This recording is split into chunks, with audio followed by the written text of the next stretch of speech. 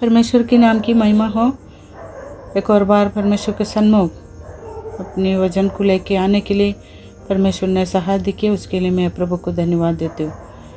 Character study के रूप में बाइबल से कई बहनों के बारे में हमको सीखने के लिए अवसर दिया और सुनने के लिए, वचन से सुनने के लिए भी एक मौका मिलते हैं, उसके लिए मैं प्रभु को धन्यवाद देती हूँ।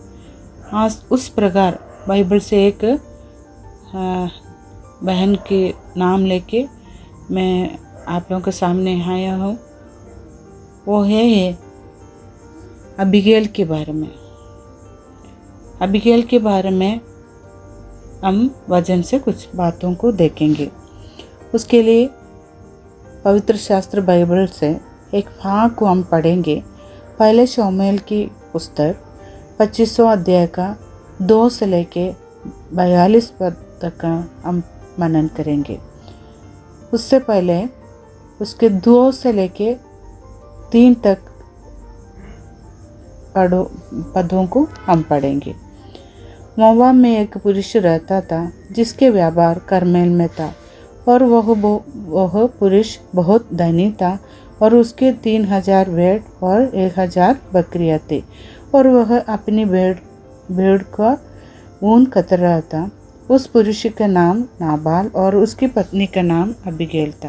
स्त्री तो बुद्धिमान और रूपवती थी, परंतु पुरुष कठोर और पूरे काम करने वाला था। वह काले वंशी था। परमेश्वर के नाम की महिमा हो। ये जो पढ़े हो 3 पद में हम देखते हैं 2 व्यक्तियों का नाम। एक है नाबाल और उसकी पत्नी का नाम है अबीगैल। ये अबीगैल के बारे में ही हम कुछ बातों को देखेंगे। अबीगैल कहाँ के थे, क्या कौन था, उस क्या करते थे, इस बात को हम देखते हैं।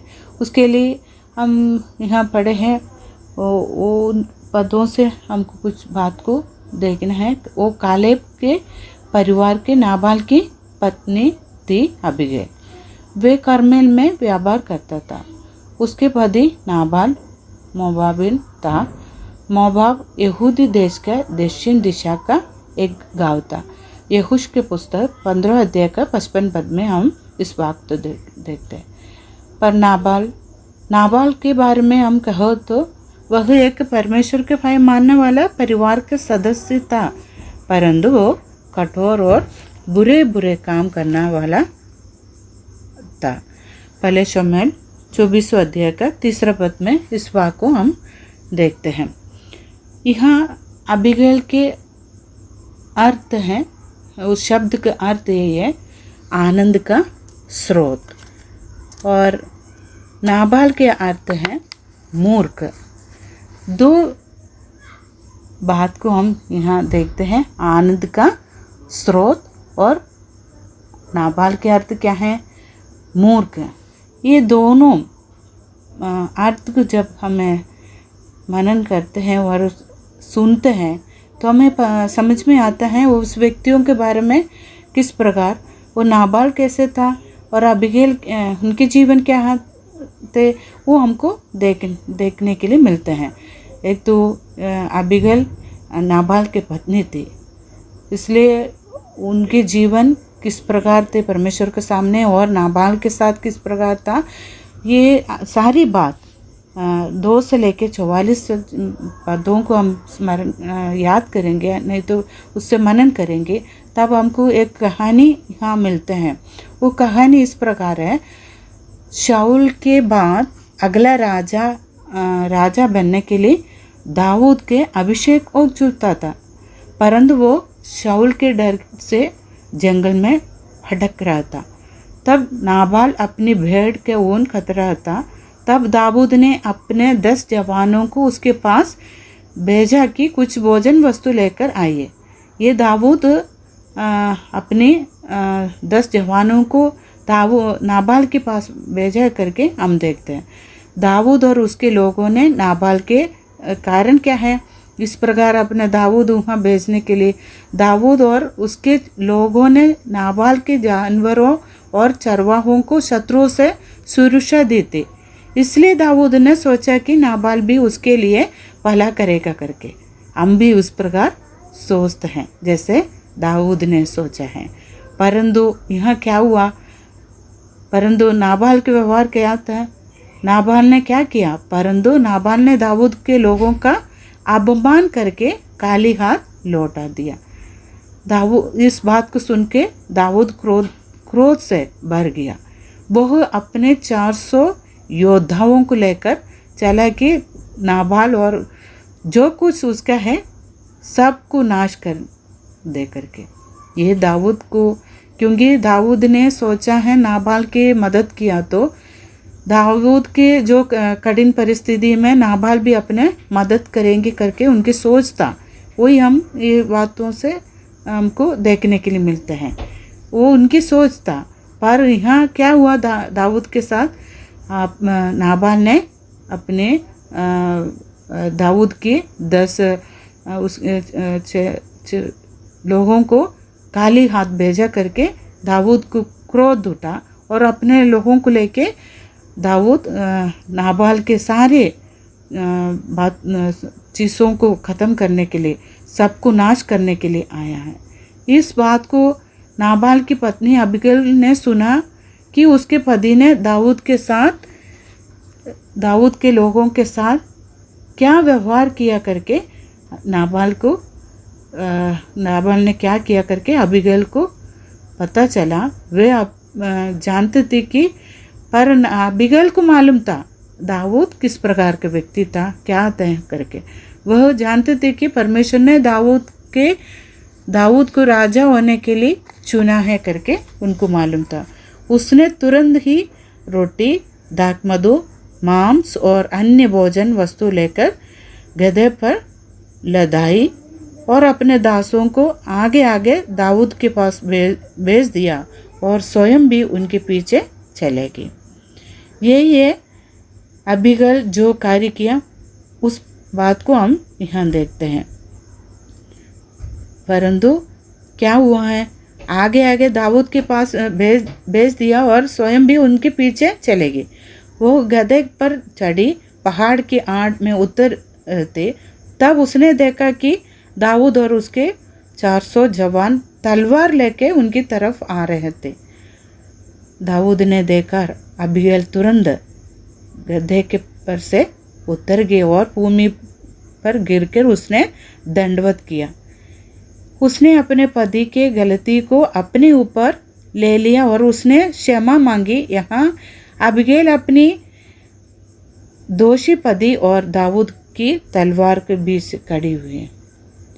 ये अबीगैल को परमेश्वर ने जो दिया है बुद्धि है, समझ है, इसलिए अबीगैल इस प्रकार के कार्य करने के लिए परमेश्वर ने उन्हें सहायता किया। क्या किया, ये दोषी पति और दाऊद के बीच में इस प्रकार समझदार होकर खड़े होने के लिए उन्हें समझ दिया। उस बात को हम यहाँ देखते हैं।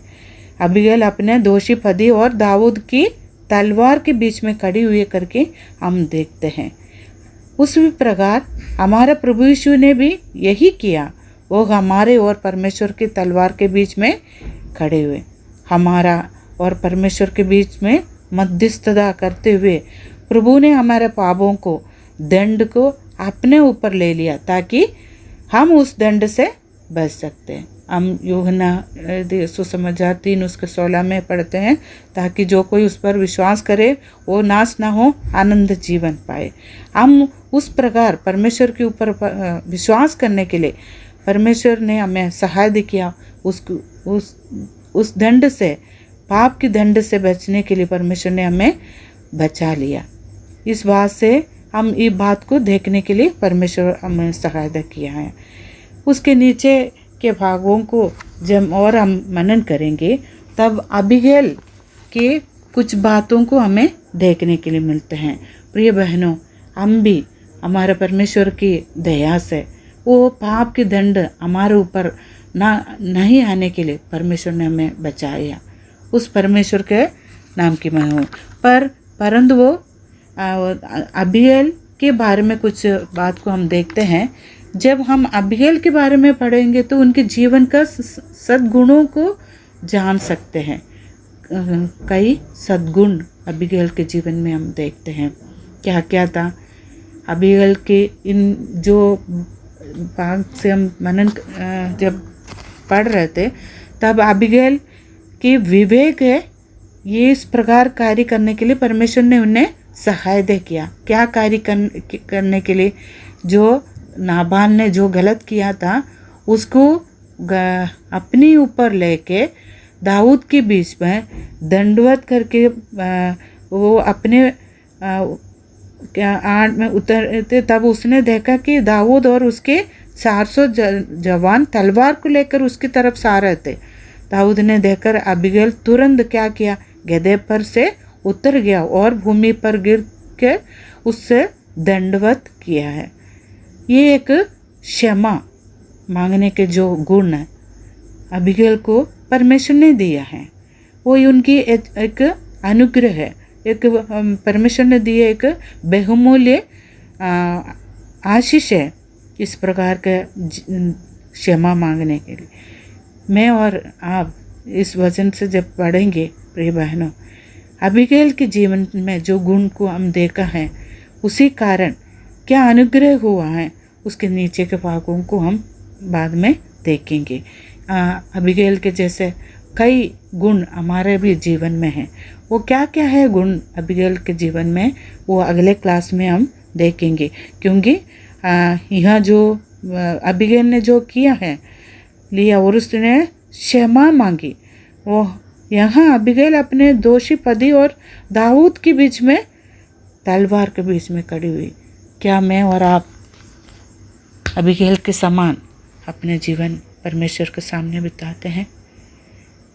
अबीगल के जो गुणों को, सद्गुणों को हम आगे के क्लास में देखेंगे। आने वाले दिनों में परमेश्वर उसके लिए हमें सहायता करने के लिए सहायता करे। परमेश्वर के नाम की महिमा हो।